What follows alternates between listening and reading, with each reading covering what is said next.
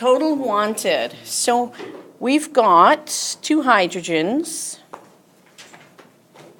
How many does each hydrogen want? 2.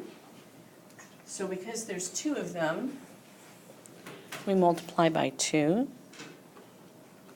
And then we've got sulfur. How many does sulfur want? 8. Valence electrons. How many does hydrogen bring? 1 each for a total of 2. How many does sulfur bring? How many does it bring? Say it louder. 6. 8. So, shared electrons is the difference between those 2 numbers. So 12 minus 8 is 4, and if you divide that number by 2, you get the number of bonds, which is very convenient when you're doing a structure for something you've never seen before. At least you'll know how many bonding pairs you should have. So, take whatever number you get, divide by 2, and that will give you the number of bonds. The atom with the highest combining capacity is the one that's in the middle. So sulfur is in the middle.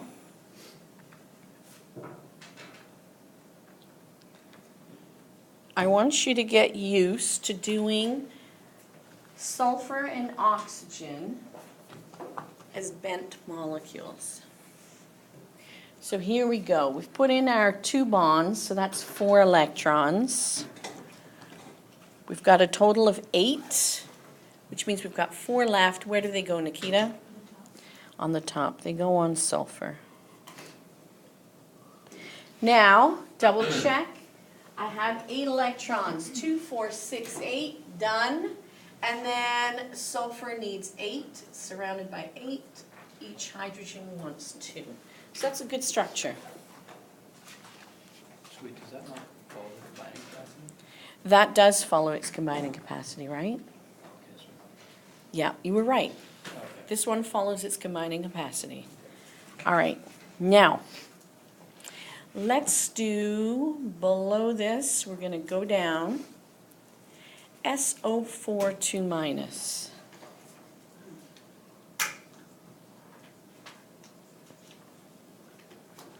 So TVS is not going to work for this one.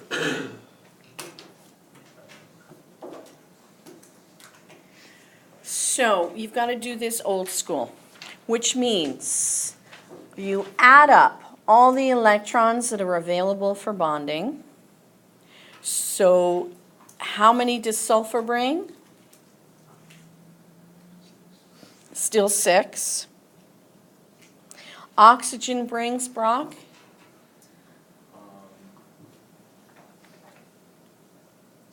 6, and there's 4 of them. And then, if you have a negative charge, you add those electrons in. If it's a positive charge, you subtract that number.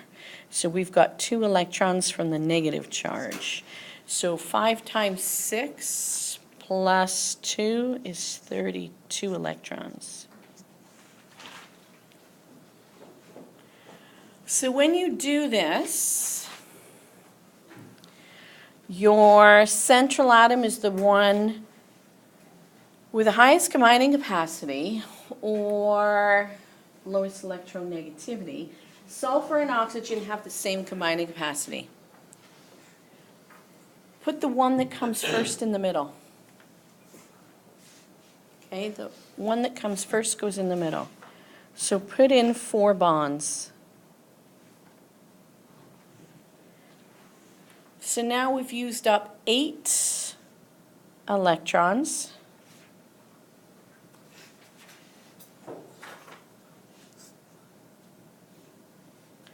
That leaves us with 24.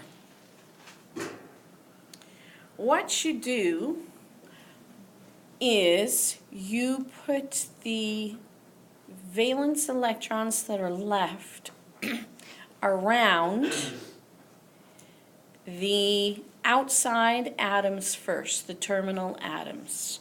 So you put them in to complete their octets. So each oxygen is going to get 6.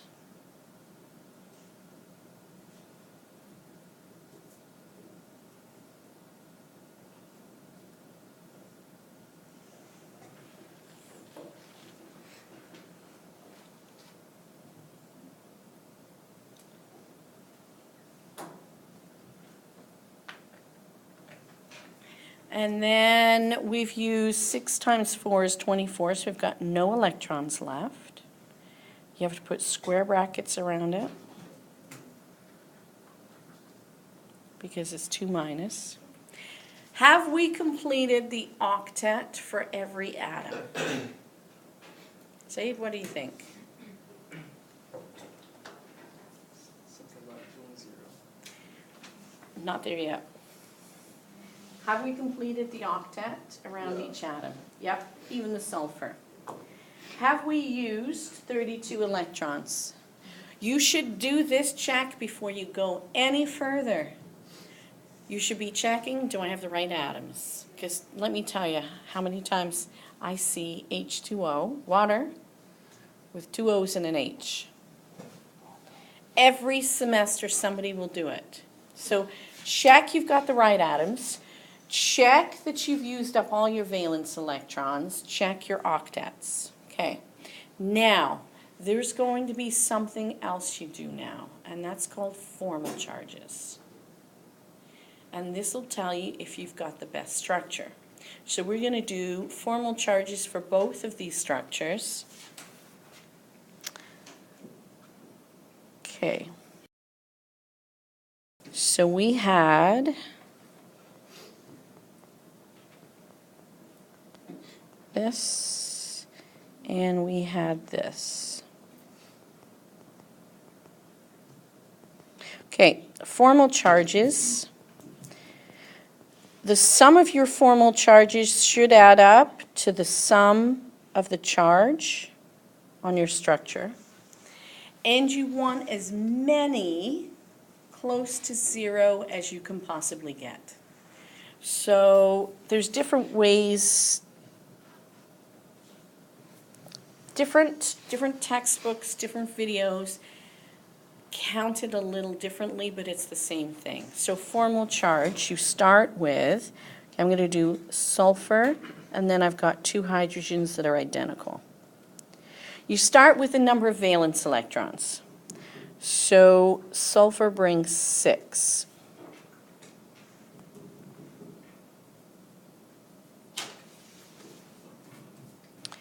From that, you're going to subtract the number of electrons in lone pairs. So 4. From that, you're going to subtract the number of bonds. So my number is 0, looking good. Each hydrogen, there's 1 valence electrons. There's no electrons in lone pairs. There's 1 bond. Awesome. All of them have a formal charge of 0. So this is valence electrons, number of electrons in lone pairs, number of bonds.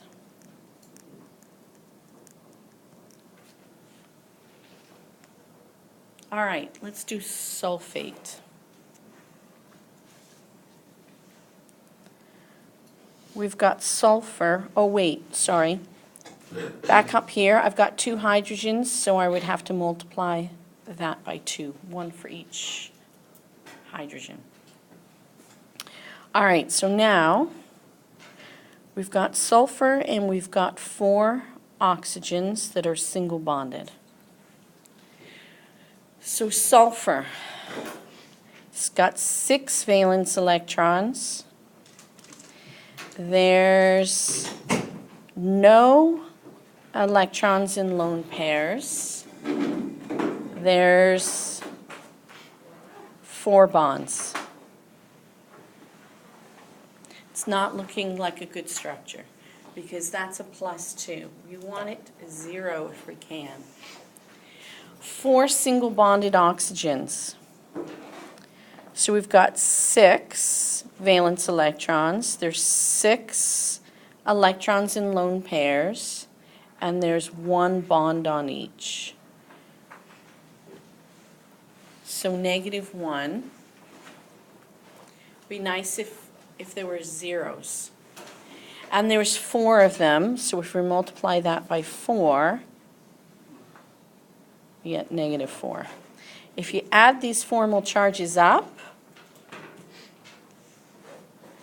it does add up to -2.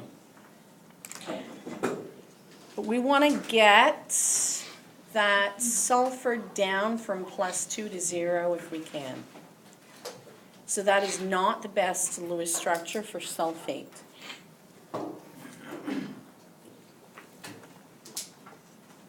What period is sulfur on?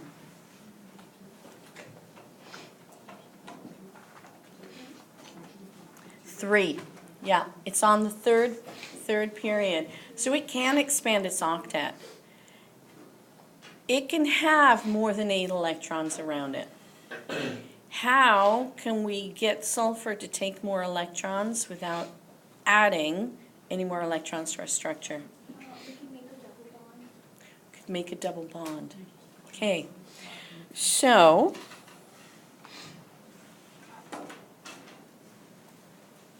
if we make a double bond,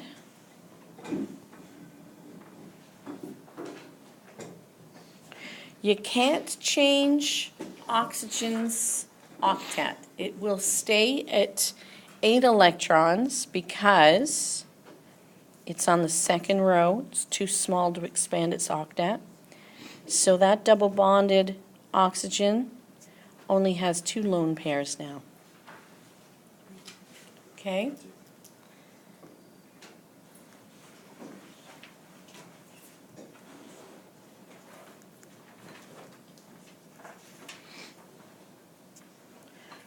All right, let's do the formal charges for this one.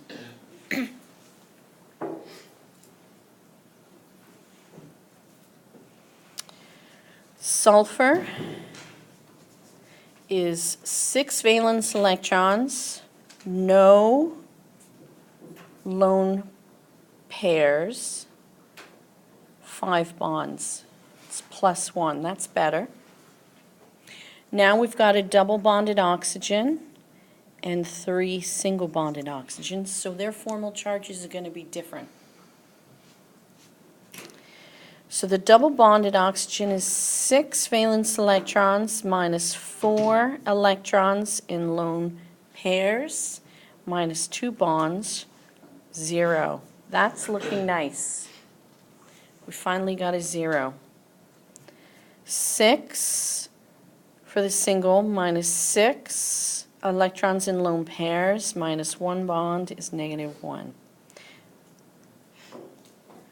So it still adds up to -2, but we've still got a +1 charge on sulfur.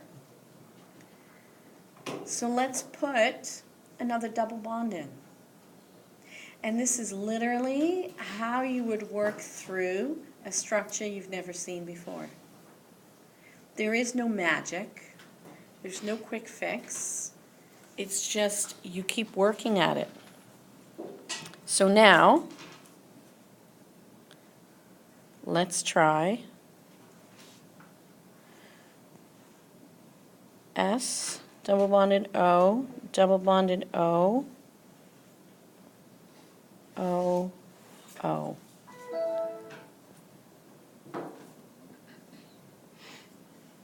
Does it matter where we put the double bond or not? As long as it's on an oxygen. It doesn't matter which 2 oxygens you put them on.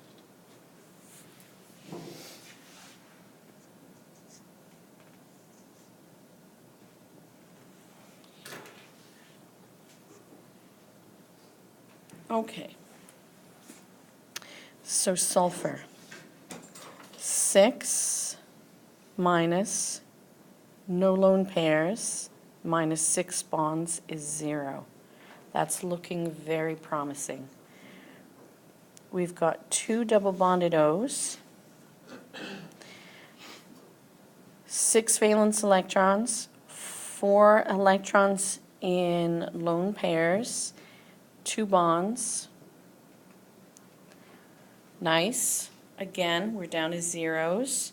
So then the next ones should be -1 to give us the -2 charge overall.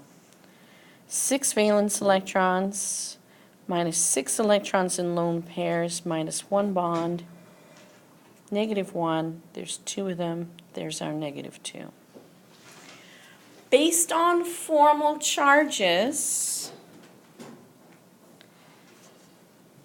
this is the best Lewis structure for your sulfate.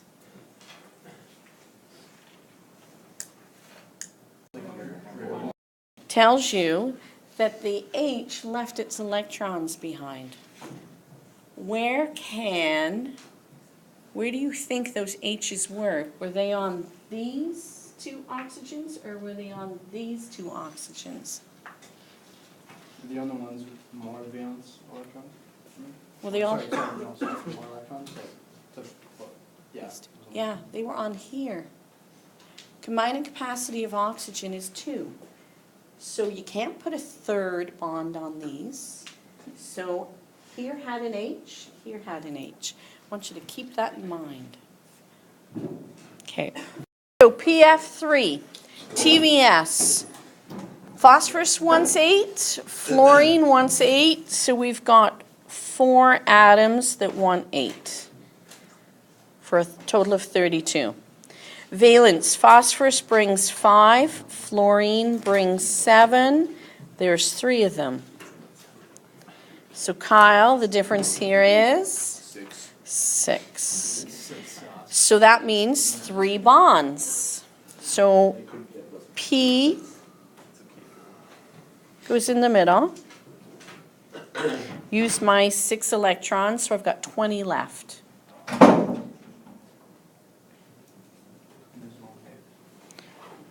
One, 2, 3, 4, 5, 6, 7, 8, 9, 10, 11, 12, 13, 14, 15, 16, 17, 18.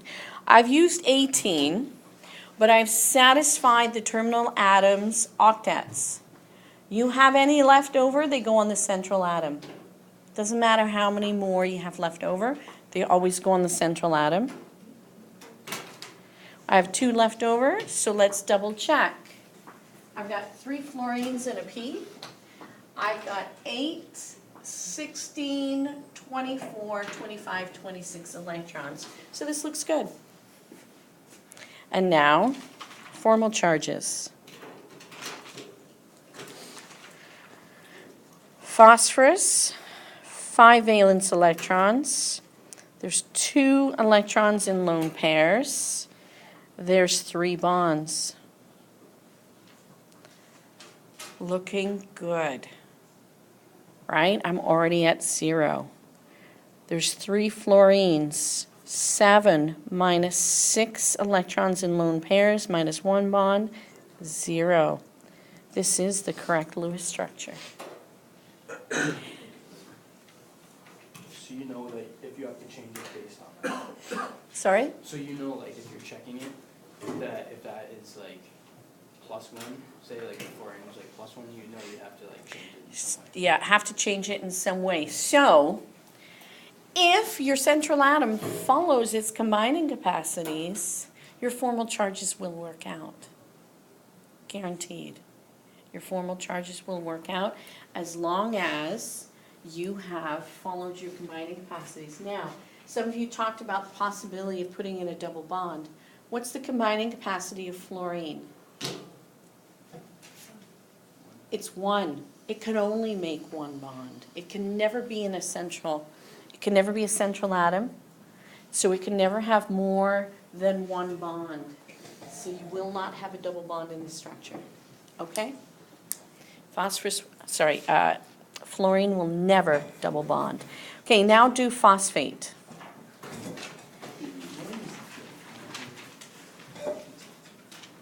With Kyle, What do you mean? what was your structure?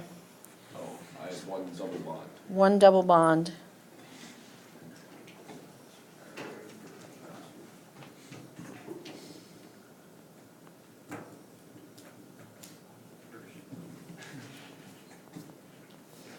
Okay.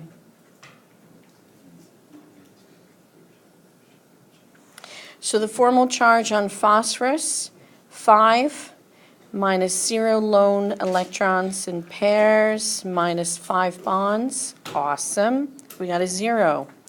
Oxygen, there's 2 different kinds.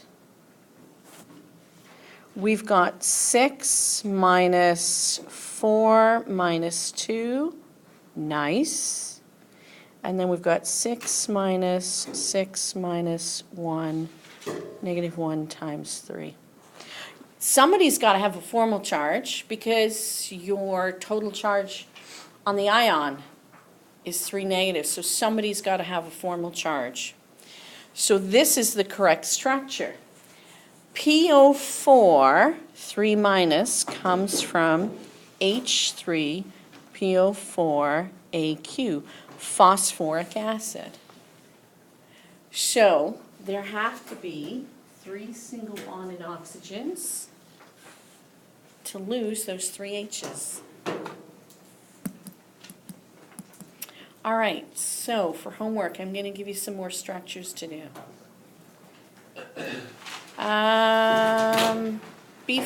Actually, I want you to do one more before we leave. Carbon dioxide, CO2. Good Do it right morning, now. folks, and here are your morning announcements for Monday, February